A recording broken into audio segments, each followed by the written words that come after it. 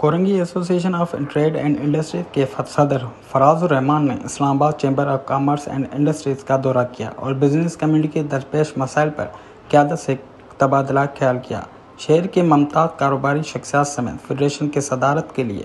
UBJ کے نامزد امیدوار عاطف اکرم شیخ اور اسلام آباد women chamber of commerce and industries کے صدر رضوانہ آصف بھی اس موقع پر موجود تھی۔ اس موقع پر خطاب کرتے ہوئے کورنگی ایسوسی ایشن آف ٹریڈ اینڈ انڈسٹریز کے صدر فراز الرحمان نے کہا کہ پاکستان کی برآمدات میں پچھلے سال کے مقابلے میں اس سال جولائی تا ستمبر کے دوران 5% کمی ہوئی ہے، جو حوصلہ افزائی نہیں ہے کیونکہ معیشت کو بحال کرنے کے لیے برآمدات میں خاطر خواہ اضافہ وقت کی اہم ضرورت ہے۔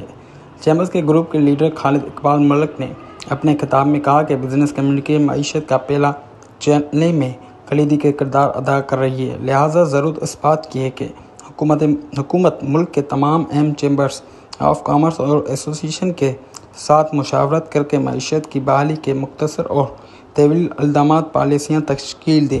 تاکہ مشترکہ کوششوں سے پاکستان کو معاشی بحران سے نکال کر پائیدار ترقی کے لیے راستے پر ڈالا جا سکے۔